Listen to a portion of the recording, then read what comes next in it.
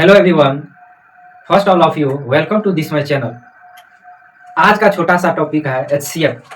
सबसे पहले तो एचसीएफ का फुल फॉर्म हम लोग जानेंगे। एचसीएफ का full form highest common factor होता है, यानी महत्तम समापवर्तक होता है। महत्तम मतलब होता है सबसे बड़ा, समापवर्तक मतलब होता है समापवर्तक वह राशि होती है जिससे दो या दो से अधिक राशियों को अलग भाग देने पर शेष कुछ भी नहीं बचे, यही होता है समापवर्तक। इसके बाद महत्तम समापवर्तक को भी हम लोग जान लेते हैं। महत्तम समापवर्तक वह होती है, वह बड़ी से बड़ी संख्या होती है जो दी गई संख्याओं को पूरा पूरा विभाजित कर देता है, वही महत्तम समापवर्तक होता है। इसके बाद महत्तम समापवर्तक को बनाने की विधि बताएंगे। इसके बाद महत्तम समापवर्तक को बनाने की विधि बताएंगे। महत्तम समापवर्तक बनाने की दो विधि होती है, एक विधि तो गुणनखंड विधि द्वारा बनाई जाती है और दूसरी विधि भाग विधि द्वारा बनाई जाती है। पहले तो गुणनखंड विधि द्वारा बताएंगे, उसके बाद भाग विधि द्वारा बताएंगे। एचसीएफ दो विधि द्वारा बनाई जाती है। एचसीएफ दो विधि द्वारा बनाई जाती है। एक विधि हो गया गुणनखंड विधि, एक विधि हो गया गुणनखंड विधि, और दूसरी विधि हो गया भाग विधि द्वारा। कौन विधि द्वारा? भाग विधि द्वारा। पहले गुणनखंड विधि द्वारा बताते हैं, फिर भाग विधि द्वारा बताएंगे। एक उदाहरण में मान के चलिए, एक तीन संख्या ले लेते हैं। तीन संख्या जैसे एक 36 ले लिए, एक 60 ले लिए, एक 90 ले लिए। ये तीनों का क्या करना? एचसीएफ भाग विधि द्वारा और गुणनखंड विधि द्वारा, दोनों विधि द्वारा बनाना। सबसे पहले तो गुणनखंड विधि द्वारा बनाना है, उसके बाद भाग विधि द्वारा बनाना। तो पहले गुणनखंड विधि द्वारा संख्या ले लिए हैं 36, 60 और 90। संख्या ले लिए हैं 36, 60 और 90। इसको गुणनखंड विधि द्वारा पहले बनाना है, उसके बाद भाग विधि द्वारा बनाना। गुणनखंड विधि द्वारा कैसे बनेगा? इसका क्या करना है? पहले 36 का गुणनखंड कर देना है। क्या करना है? अभाज्य गुणनखंड द्वारा तोड़ देना है। 36 का कैसे हो जाएगा? 2 से लगाएंगे 18 हो गया, फिर 2 से लगाएंगे 9 हो गया, फिर अब 3 से लगाएंगे 3 तिया 9 हो गया। अब क्या करेंगे? अब 60 का करेंगे इसी तरह। 2 से लगाए 30, फिर 2 से लगाए 15, अब 2 से नहीं लगेगा, अब 3 से लगाएंगे, 3 × 6 15, फिर अब 5 से लगाएंगे। अब इसके बाद इसी तरह से 90 का भी कर लेते हैं। 2 से लगाएंगे 45, फिर 2 से नहीं लगेगा, 3 से लगाएंगे 15, उसके बाद फिर 3 से लगाएंगे, 3 × 6 15, अब फिर क्या करना है? 5 से लगा देना है।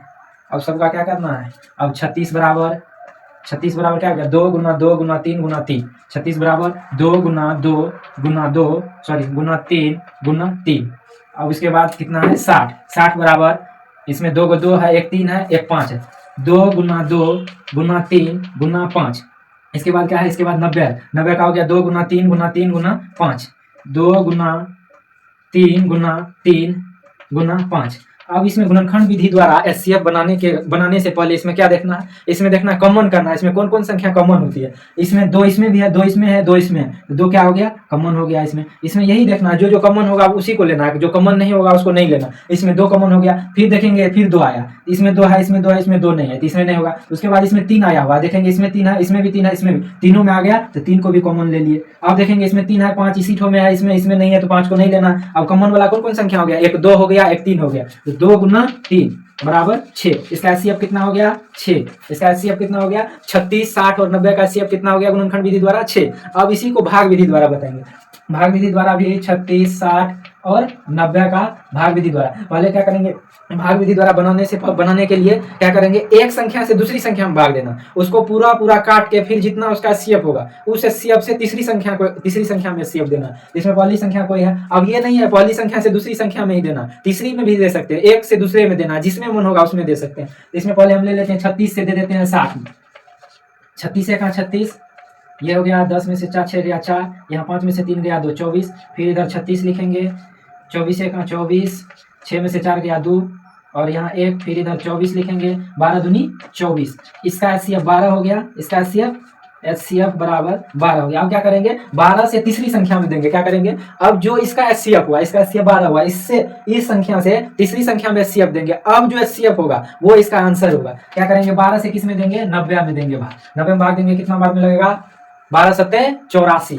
12 सत्ते कितना लगेगा? 84। अब यहाँ 10 में से 6 गया 4, यहाँ कट गया। अब क्या करेंगे? इसको इधर लेंगे, इसको इधर लिखेंगे। अब 6 दूनी 12 कट गया। इसका भी एचसीएफ कितना हुआ? इसका भी एचसीएफ 6 हुआ। अब इसमें एचसीएफ बताए गुणनखंड विधि द्वारा और भाग विधि द्वारा। 36 और 60 और 90 का एचसीएफ बताए गुणनखंड विधि द्वारा 6 आंसर हुआ और भाग विधि द्वारा भी 6 आंसर हुआ।